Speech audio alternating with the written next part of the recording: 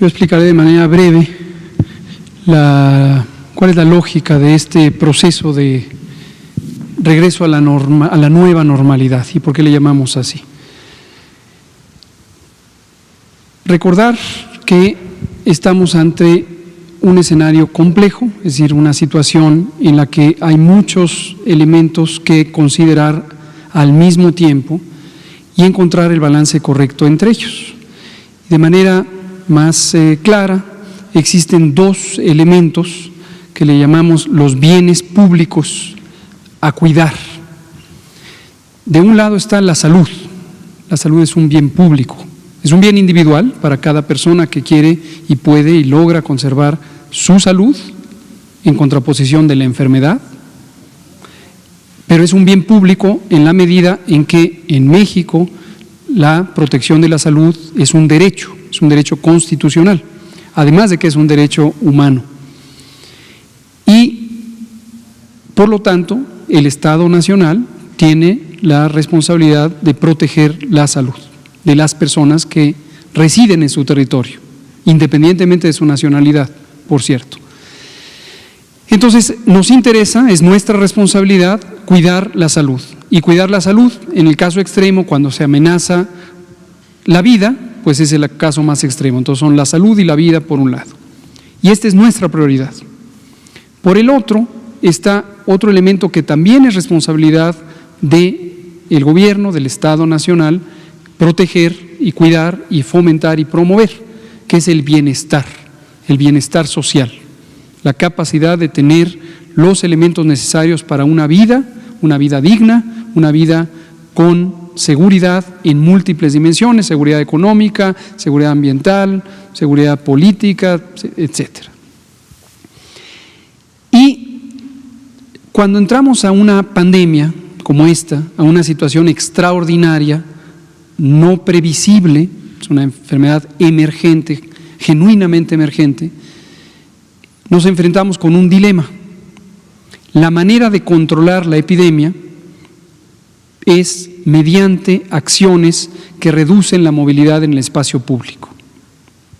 Es la manera más efectiva conocida para mitigar, es decir, reducir los contagios de una enfermedad infecciosa de interés epidemiológico como es COVID-19.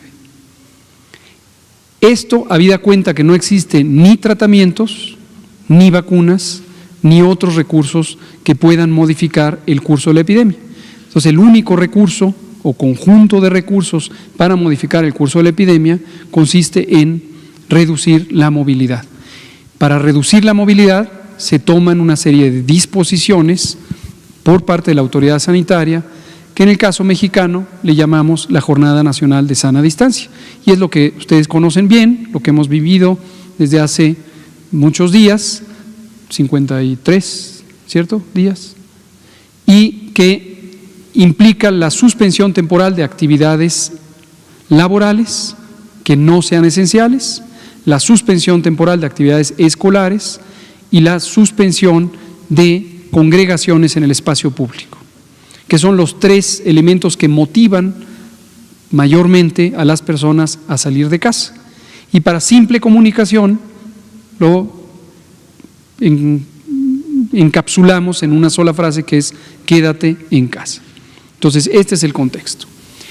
El efecto deseado se logra cuando las personas se quedan en casa, disminuyen la movilidad, se reducen los contagios. La manera de identificar que el efecto deseado se está logrando son los datos que presentamos aquí todos los días y también incluyen lo que hemos platicado en varias ocasiones, la comparación con lo que hubiera ocurrido si no se hubieran hecho estas medidas. Y el instrumento o la metodología más aceptada para, en un contexto aplicado como este, identificar qué hubiera pasado si no se hubieran hecho las intervenciones, es la modelación matemática. Y en varias ocasiones hemos presentado la comparación de dos curvas epidémicas, ambas producto de una predicción matemática hecha por académicas y académicos altamente competentes de las universidades públicas de México. En la primera curva es una curva muy grande en cuanto a su altura, y la altura está dada por el número de casos que se pueden llegar a tener por día en el momento máximo de la curva, y esa es la predicción de lo que habría pasado si no se hubieran implantado las medidas de la Jornada Nacional de Sana Distancia. Y luego tenemos una curva comparativamente más pequeña, más extendida en el tiempo, y es exactamente a la que le llamamos más plana. Reitero, porque esto me lo han seguido preguntando, a esto le llamamos el aplanamiento de la curva. Por ahí alguien sugería usar el término achatamiento, que quizá era más apetecible. Pero básicamente el aplanamiento de la curva, la reducción, consiste en que día por día tenemos menos casos y por consiguiente menos hospitalizaciones, menos personas en las terapias intensivas y menos muertes de la que hubiéramos tenido si no se hubieran hecho las medidas de seguridad sanitaria de la Jornada Nacional de Sana Distancia. Ahora bien, esta comparación no quiere decir en modo alguno, y nunca hemos dicho que así sea, que la curva va a dejar de tener un momento de cambio rápido hacia arriba y va a tener un crecimiento geométrico o exponencial, en donde los casos de un día superan en número a los casos del día anterior. Cada vez hay más y más y más y más casos, independientemente de que la curva observada es más plana que la curva que hubiéramos tenido. Y llega un punto máximo en donde la curva deja de crecer, deja de aumentar casos día con día con día. Típicamente hay un periodo de algunos días que le llamamos en meseta, planos. Los casos de ayer son semejantes a los de hoy, son semejantes a los de mañana, por algunos días, y luego empieza a disminuir. Y los casos de mañana son menos que los de hoy, los de pasado mañana son menos que los de al día siguiente, etcétera. ¿Sí? Ese es el contexto.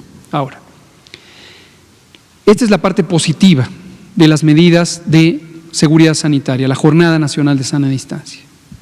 Veamos la parte negativa. La parte negativa, indeseable, lo que no queremos que ocurra, pero irremediablemente ocurre, es que al reducir la movilidad en el espacio público, se tienen que cerrar temporalmente empresas grandes, medianas, pequeñas, muy pequeñas, y también las personas que tienen una ocupación laboral independiente, vendedores y vendedoras, artesanas y artesanos, personas que tienen oficios de reparación de productos, plomeros, personal de la construcción, etcétera, viven al día, no viven de un salario, no están en una nómina donde tengan garantizado que se les va a pagar, estén o no laborando. Y en México, desde hace muchas décadas, vivimos una enorme injusticia social que se representa claramente en que tenemos una gran acumulación de la riqueza en unas pocas familias o personas, y en cambio tenemos muy poco recurso, ni siquiera suficiente para la subsistencia diaria, que es como se define el límite de la pobreza en la mitad de la población. Conscientes de esta realidad, desde que empezó el diseño de las intervenciones, estoy hablando de los primeros días de enero, le dimos vueltas y vueltas y vueltas para encontrar cuál era el mecanismo que mejor balanceara estos dos bienes públicos a cuidar. Y quisiera brevemente retomar su atención y su memoria, que en esos días, ya no de enero, pero sí los primeros días de febrero, en Europa Occidental teníamos epidemias francamente intensas, en Italia, en España, en varios otros países, y posteriormente también en Estados Unidos. Y en el caso europeo, en particular en estos dos países, se tomaron decisiones respetables por completo. Cada país tiene sus propias razones para tomar sus decisiones y no se pueden comparar de un país a otro, que tienen realidades diferentes, pero entre sus decisiones estuvo presente el uso de la fuerza pública para lograr el mismo propósito que busca México, que busca Estados Unidos, que buscan todos los países, que es reducir la movilidad en el espacio público como mecanismo de mitigación y eventualmente control de la epidemia. Al usar la fuerza pública, el sujeto de la intervención se vuelve la persona, porque la policía, la guardia, va y dice: usted regrese a su casa, está prohibido estar en la calle, o solo pueden estar 2 personas, o solo pueden entrar a un espacio público 2 por familia, o solo puede salir para comprar alimentos. ¿Qué hace usted corriendo a las 11 de la mañana? Insisto, respeto total a que cada quien tome sus decisiones. En México, deliberada y conscientemente, consideramos que era inconveniente ese abordaje, por múltiples razones, pero resumo algunas. Al haber esta desigualdad social, si poníamos como sujeto de la intervención a la persona, irremediablemente íbamos a entrar en contradicción. Las necesidades de la persona que vive al día son muy poderosas y son muy legítimas y son muy importantes de atender. Entonces, quien vive al día va a tener una motivación poderosísima y además absolutamente legítima para salir de casa. Quien vive de un salario o tiene ahorros no tiene esa motivación y posiblemente le cuesta trabajo entender que la persona que vive al día tiene una motivación poderosísima, que es alimentarse, alimentar a la familia y tener los bienes básicos para sobrevivir. Si hubiéramos usado la fuerza pública, que recordarán que en todo momento dijimos no la vamos a usar, lo que hubiéramos hecho es contraponer a la ciudadanía con las fuerzas públicas, las fuerzas del orden público, lo cual es absolutamente inconveniente. Y en un país además asolado por la violencia ya por varios años, esto es una fórmula muy desafortunada, muy inconveniente para alimentar el conflicto social en vez de reducirlo. No perder de vista esta realidad. Entonces, ¿qué hizo México? Identificó cuáles son los motivadores de que una persona salga al espacio público. Y vimos muchas posibilidades. Y al final se sintetizan en estas 3.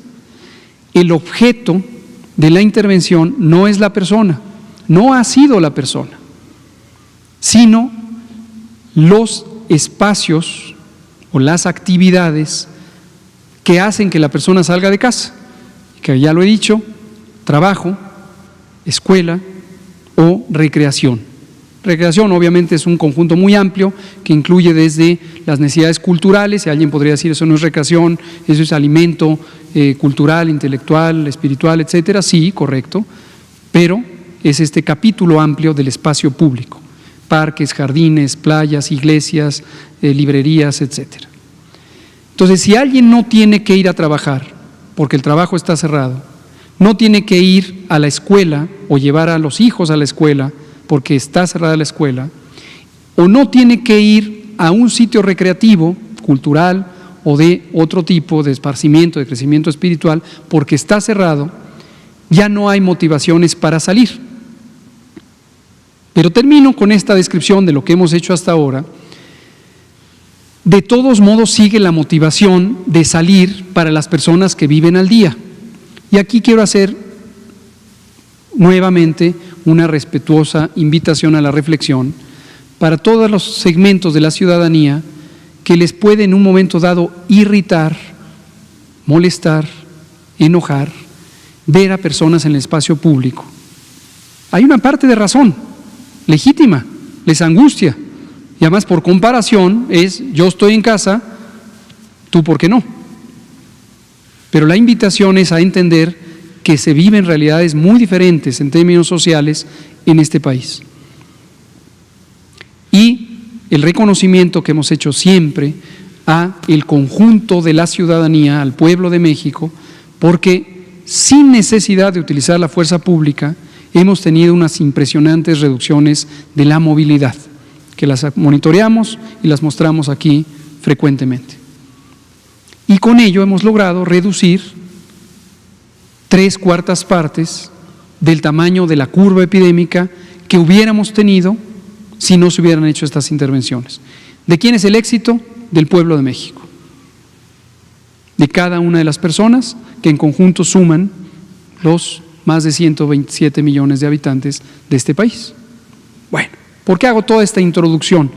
Porque igual que hemos hecho en cada fase, cuando pasamos de la 1 y vamos a la 2, recapitulamos sobre la fase 1.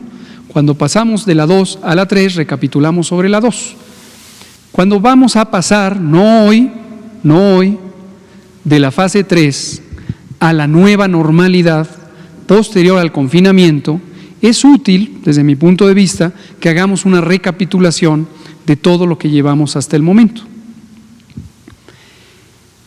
¿Qué vamos a necesitar modificar para tener una condición segura en términos de la pandemia de COVID? Algunos parámetros de importancia. ¿Se acabará la epidemia? No. ¿Hay riesgo de reemergencia? Sí. ¿Hay garantía de que si abrimos las actividades públicas ya no va a reemerger, ya no va a haber nuevos brotes? No.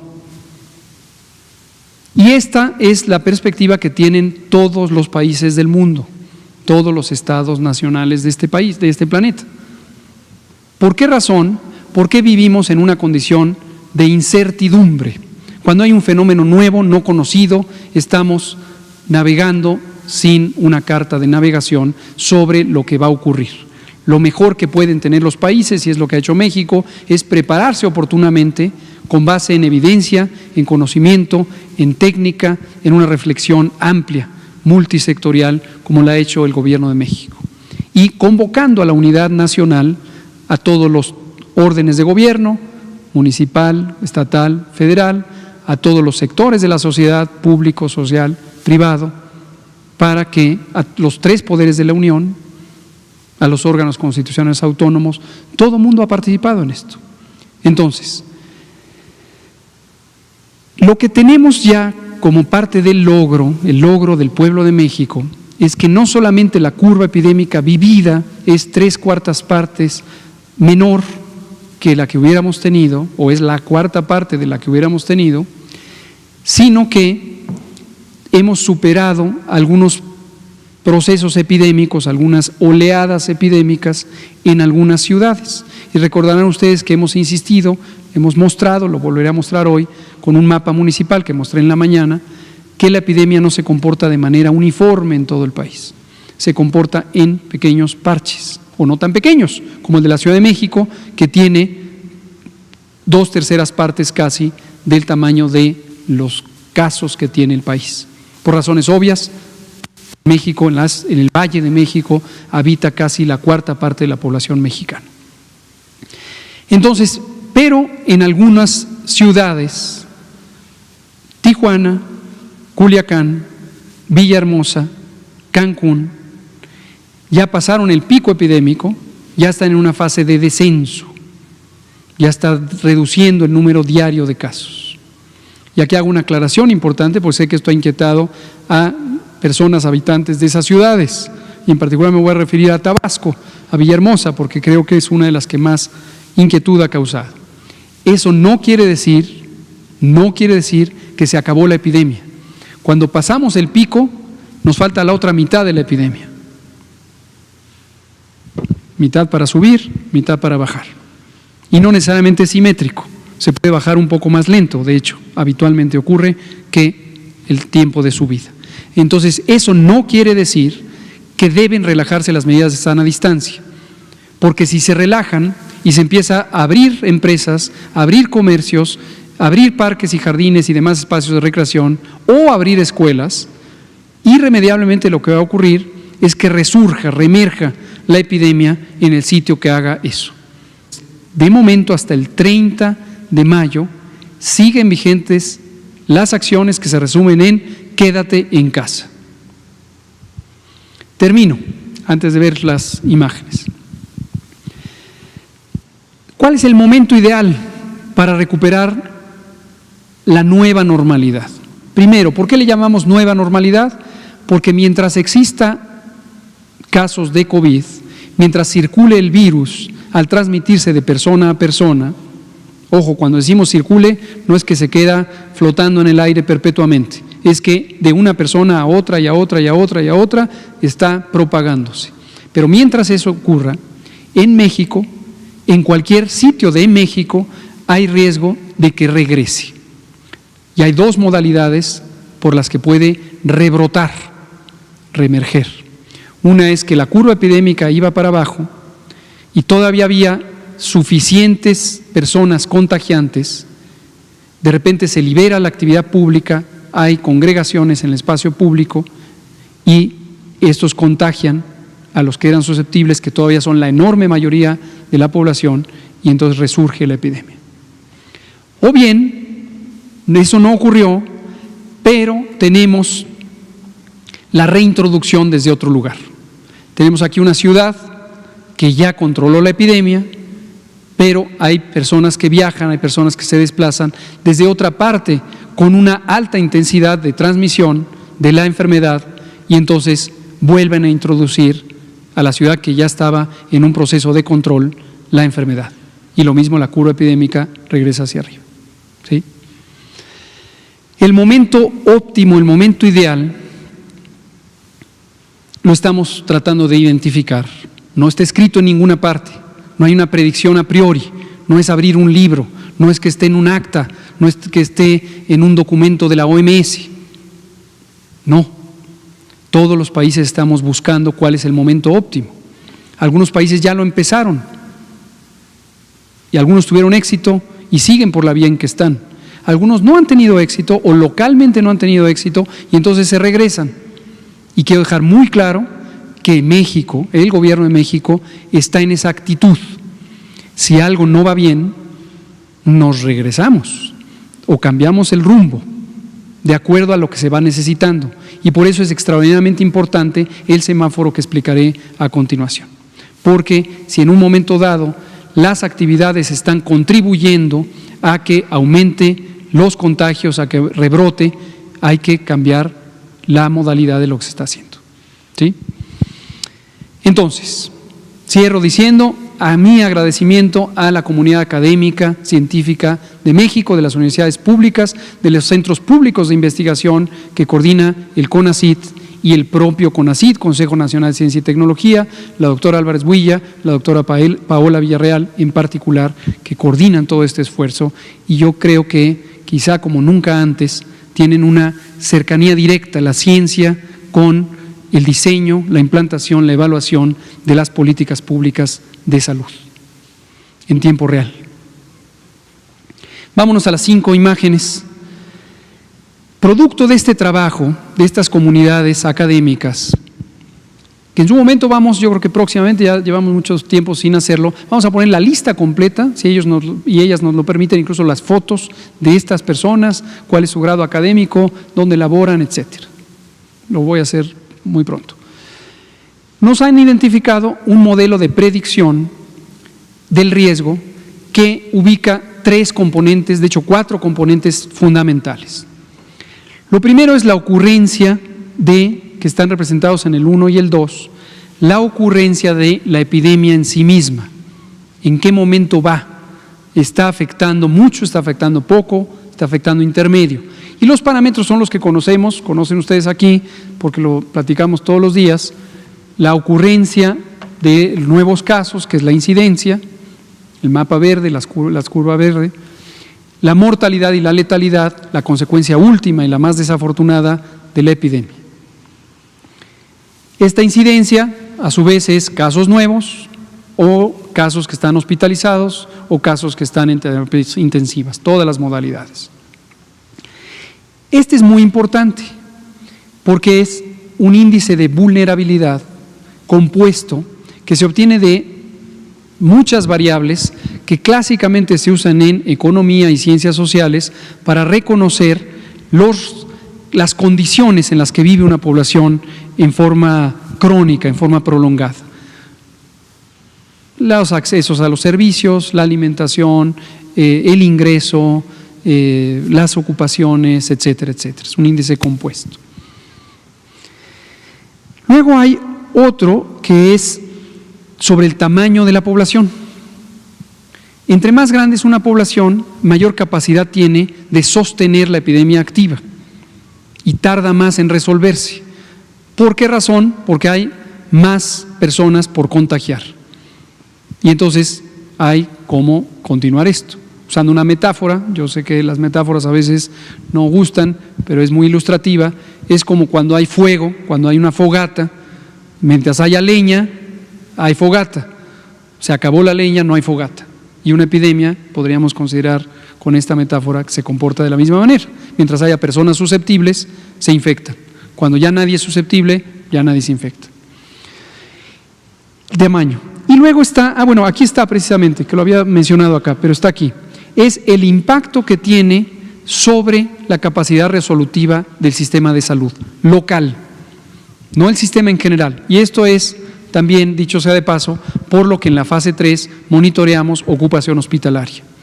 Y por lo que en la fase 3 nuestro enfoque principal es reconversión hospitalaria, ampliar la capacidad resolutiva del Sistema Nacional de Salud, de lo que hemos hablado también repetidamente. La siguiente. Con base en esto, y en la mañana presenté un mapa que hoy en este momento no voy a presentar porque quiero dar oportunidad a que termine los colegas académicas y académicos de tener la versión definitiva. No quiero confundirles con que digan, Chihuahua está en tal color, Chiapas está en tal otro. No, cuando sea el definitivo, más cercano con el corte de información que cambia todos los días, ese va a ser el que anunciemos. Pero retomo esta gráfica que le agradecemos a la doctora Márquez haber desarrollado para explicar cuál es la consecuencia del riesgo, cuál es la consecuencia de estos colores del mapa. Vamos a tener verde, que es la condición mejor, amarillo, no tan mejor, anaranjado y rojo. Cada uno de esos colores, de acuerdo a los indicadores que acabo de señalar, nos va a decir cuál es el riesgo. Y el riesgo lo entendemos, como lo platiqué en la mañana, como 4 variables: la probabilidad de que ocurra un rebrote, la probabilidad, la consecuencia de que ocurra el rebrote, por ejemplo, mortalidad, la vulnerabilidad que tienen las poblaciones, por ejemplo, alta prevalencia de diabetes o de hipertensión, por lo tanto, mayor probabilidad de complicaciones, y la adaptabilidad o recuperabilidad, también conocida como resiliencia, la capacidad de reponerse de la alteración. Entonces, esa es la perspectiva de riesgo con estos indicadores. Nos va a dar 4 colores: verde, amarillo, anaranjado y rojo, que se traducirán semanalmente en una tabla de decisión, que es esta, y que explico lo que quieren decir los dibujitos. Tenemos los ámbitos, los espacios donde ocurre la vida pública, ya dije hace rato por qué razón. Laborales, el espacio público, parques, jardines, museos, teatros, etcétera. Ahorita regreso a este. Y las escuelas. 3 espacios públicos: trabajo, escuela, recreación. Y 2 enfoques que son a las personas vulnerables, que recordarán que desde el principio identificamos personas mayores de 65 años con enfermedad crónica, mujer embarazada, y condiciones generales de la nueva normalidad. No estábamos acostumbrados a que en cada rincón hubiera una botellita de alcohol gel y untarnos las manos. Hoy nos estamos acostumbrando a eso. Que viéramos una oportunidad de lavarnos las manos con agua y jabón, que es igualmente efectivo y de hecho siempre que sea posible es la opción A, y lo hacemos. A cubrir nuestro estornudo y el famoso achú en el ángulo del codo. A que si tenemos síntomas definitivamente nos quedamos en casa, seamos quienes seamos. A mantener la sana distancia, y todas esas medidas hay que incorporarlas a nuestra nueva normalidad. Decíamos esta mañana, platicando con los funcionarias y funcionarios que asistimos a la conferencia matutina, es como la nueva normalidad que los países con alto índice sísmico adquirimos después de una experiencia sísmica intensiva. Quien tiene suficientes años para haber vivido el terremoto de 1985, recordará que no estábamos acostumbrados a saber no corro, no grito, no empujo, y tampoco a hacer simulacros cada 19 de septiembre. Y eso ya lo incorporamos a nuestra vida pública. Entonces, es semejante a lo que tenemos que incorporar en términos de medidas higiénicas, medidas básicas de higiene que ayudan a disminuir el riesgo. Entonces, eso estará presente. Por eso el dibujito, ahora sí me voy a explicar los dibujitos y luego los colores para concluir. Esto quiere decir sana distancia, ahí está Susana, esquematizada con un icono, y esto quiere decir lavarse las manos. Solo para ilustrar, es un paquete de medidas que ustedes conocen y que hemos puesto a disposición repetidamente. Entonces, a lo largo de cualquier color, independientemente de la magnitud del riesgo, bajo, medio alto y alto, vamos a tener que adoptar esas medidas. ¿Quiénes? Todas y todos, todas las personas, de cualquier edad, en cualquier lugar. Laboral. Dividimos en esenciales y no esenciales. Se selecciona un casquito para ilustrar uno de los elementos icónicos del trabajo manual, y la E quiere decir esencial. Hoy tenemos una lista larga de actividades esenciales que han permanecido abiertas durante la Jornada Nacional de Sana Distancia, y muchas otras, una lista aún más larga, que son todo lo demás. Y se ilustran con este icono del perfil de una fábrica, posiblemente. Entonces, esenciales, no esenciales. ¿Cómo opera de acuerdo a los niveles de riesgo? Cuando tenemos semáforo en rojo, solo las esenciales. Solo las esenciales. Y vamos a incorporar, como lo dijimos esta mañana, 3 que son fundamentales para la reactivación económica: construcción, minería y fabricación de equipos de transporte. Se consideran parte de las esenciales. Y aquí quiero hacer una aclaración que quizá quedó en confusión después de la intervención de la mañana. No quiere decir que el 18 de mayo empiezan a trabajar esas 3 nuevas esenciales. No. Empezarán a trabajar a toda fuerza, a toda capacidad, después del 1 de junio. Después del 1 de junio. Pero lo que sí, dado que son nuevas actividades esenciales, tienen que prepararse para esa situación. Las que han estado operando y son esenciales, están operando en condiciones de las medidas de la jornada de sana distancia que se estipularon, pero estas 3 no, porque están cerradas ahorita.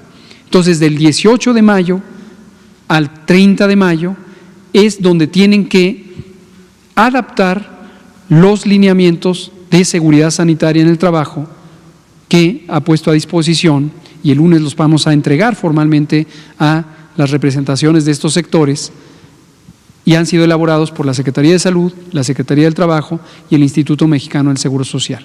Y eso implica modificaciones, en algunos casos, de la parte física de las instalaciones y en muchos casos de la conducta de las personas, horarios, distancias, etcétera. Rojo, esenciales. Anaranjado, esenciales, igual que aquí, y se amplía a no esenciales, pero reducidas. Y en los lineamientos de los que estoy hablando hay indicaciones específicas sobre qué quiere decir esa reducción. Básicamente es reducción de aforo. Si esta planta tiene 6,000 personas y está el sitio donde está sentada en condición naranja, no puede tener 6,000 personas operando.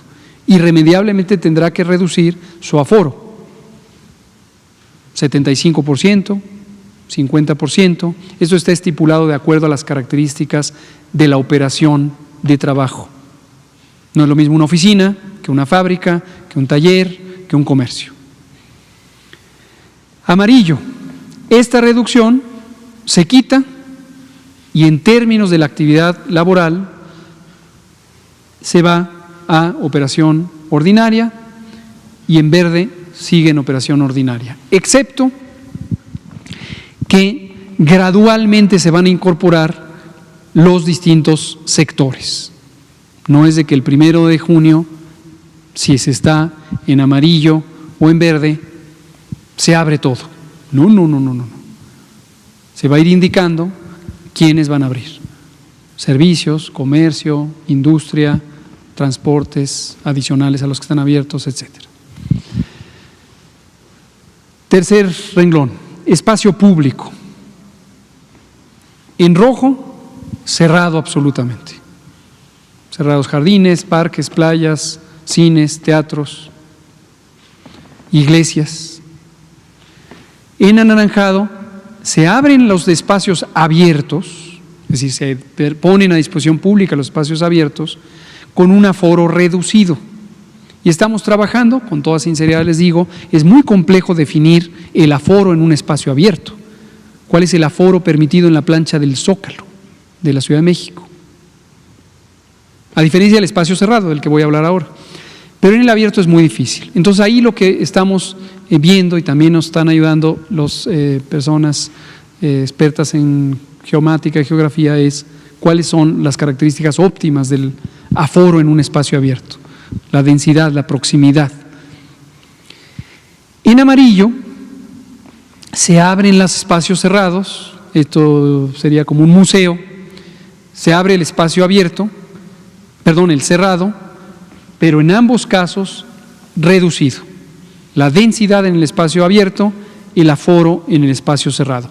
Y en el espacio cerrado tenemos una ventaja, el aforo está formal y legalmente definido por condiciones de protección civil, los reglamentos de protección civil. Entonces hay puntos de referencia. Dicho sea de paso, en el campo cultural, aprovechando que esto podría ser un museo, la secretaria de Cultura, Alejandra Frausto, que ha hecho un trabajo espléndido de coordinar al sector cultural en beneficio de la salud, también una vez más está ayudando a la causa definiendo las condiciones de operación de los distintos espacios culturales.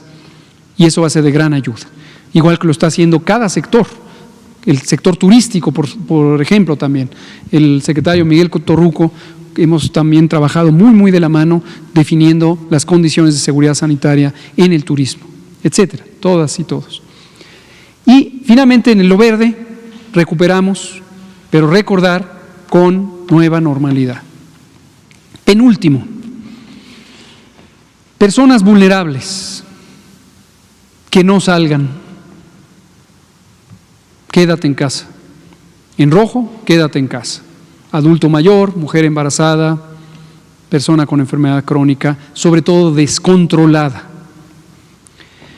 En naranja, máximo cuidado, énfasis en el control metabólico, énfasis en la sana distancia, énfasis en todos los mecanismos de higiene con promoción de la salud dirigida a las personas en estas condiciones. Amarillo, cuidado medio, siempre son importantes, siempre se deben cuidar, pero se empieza a liberar progresivamente la atención de esto. Y en verde, pues cuidado de control, lo que normalmente acostumbran estas personas para sus cuidados. Hay algunos espacios públicos de interés que han sido mencionados, por ejemplo los gimnasios. Los gimnasios tienen una característica adicional que es, bueno, tienen muchas, pero entre otras está la propia actividad física que implica una cosa que médicamente le llamamos la hiperventilación, que es el respirar más rápido, más intenso, y el volumen de aire que se introduce a los pulmones por minuto indiscutiblemente aumenta cuando aumenta la actividad física, es parte de la respuesta fisiológica a la actividad. Y luego el otro elemento es también la proximidad, obviamente en un espacio cerrado, la proximidad, y también los aparatos, los elementos físicos que hay. Entonces ahí tenemos que, todavía estamos trabajando en ello, especificar las condiciones. Recuerden que existen ya los 2 lineamientos desde hace más de 2 meses y una semana de prevención de COVID en espacio público, abierto y cerrado, y tienen lineamientos generales. Pero justo conforme han surgido inquietudes, nos vamos a hacer detalles de recomendaciones para este tipo de espacios muy peculiares. Finalmente termino con escuelas no menos importantes, al contrario, epidemiológicamente diría las más importantes. ¿Por qué razón? porque precisamente las escuelas, y en particular del nivel básico, tienen una alta densidad. La niñez es un momento de máxima exploración y máxima libertad, y los niños y niñas pues están juntos, están pegados, intercambian las tortas, los juguetes, etcétera, ¿no? Y eso evidentemente contribuye a una mayor eficiencia de contagios. Francamente, en COVID no se ha estudiado demasiado, pero en una enfermedad análoga desde el punto de vista médico y epidemiológico y biológico, que es la influenza, está muy estudiado. Y se conoce que las escuelas, insisto, particularmente las primarias y de preprimaria, son altamente eficientes en transmitir, con un agravante que es la transmisión intergeneracional hacia los adultos mayores, las personas adultas mayores. Entonces, eso lo vemos con mucho cuidado. Por esa razón, todas las etapas del semáforo, excepto la verde, consideran la aplicación de la reincorporación al ciclo escolar. Vámonos con las otras dos. Creo que me estoy comiendo todo el tiempo de las preguntas, pero considero que era importante llegar a cierto detalle. La siguiente, vamos a tener más conferencias, no se preocupen. Todavía falta varias. Termino con el mapa, de hecho no es la penúltima, es la última, para ilustrar también algunos conceptos que hemos tratado, pero que es importante situarlos respecto a la nueva fecha. Como se puede ver, cuando la agregación es municipal, es muy heterogéneo. Y tenemos estados, y me voy a referir a Oaxaca. Esta mañana nos acompañó el gobernador Murat y se lo agradecemos. Es uno de los estados, no el único, pero es el que tiene la mayor cantidad de municipios con baja o nula transmisión. Características: zonas rurales dispersas, desafortunadamente zonas también con bajo acceso a servicios fundamentales y bajos ingresos de la población que reside ahí, adversidades geográficas, pero también esto da un efecto de un aislamiento relativo, es relativo porque no están completamente aislados, pero una menor movilidad intermunicipal, y eso ha permitido que no haya una propagación tan rápida, comparado con centros urbanos altamente conectados. Y por eso hemos considerado estos municipios que mencionaba la secretaria Márquez en la presentación hoy en la mañana, que están en color verde en términos del semáforo y que automáticamente pueden entrar. Por eso hemos hecho referencia a esta idea de la esperanza, porque finalmente induce una sensación de esperanza de que finalmente vamos a salir de esta epidemia. Estoy seguro que vamos a salir, pero hay que encontrar la oportunidad donde ya existe, que en este caso son estos municipios. Lo que no quiere decir, que sea muy claro, que si empezaran a tener transmisión se quedan abiertos. No. Y menos quiere decir que no se va a hacer nada, al contrario. Hay intervenciones que se pondrán en práctica para mantener ese aislamiento de manera más efectiva, sin deprivar, por supuesto, de recursos a esas comunidades, ¿no? Entonces, esta es la lógica. Últimas dos elementos: recuperación de la nueva normalidad en forma escalonada, ordenada, organizada. Monitoreo continuo, la evaluación del riesgo la hacemos diariamente, la actualizamos diariamente con estos nuevos instrumentos que nos brindan las científicas y científicos. Lo vamos a poder monitorear diariamente, los parámetros que ya mencioné, y lo vamos a informar cada semana. ¿Por qué cada semana? Porque también hay un elemento de pragmatismo. Cada semana vamos a poder decir: estos cambiaron, estos no cambiaron, estos cambiaron hacia arriba, estos cambiaron hacia abajo en términos de el semáforo y el riesgo. Y las decisiones se tomarán. Última idea. La Jornada Nacional de Sana Distancia es nacional, es una disposición de la Autoridad Sanitaria Nacional y es una cobertura de todo el territorio nacional. Las disposiciones de la Autoridad Sanitaria Nacional son ejecutivas y son de cumplimiento obligatorio en todo el país. Cuando terminan, es como quitar una cobija, abajo queda la Autoridad Sanitaria Estatal. Abajo es por esta metáfora de la cobija, no quiero que estén abajo. Son tan importantes como la Autoridad Sanitaria Nacional para su ámbito de competencia, que es el territorio del Estado.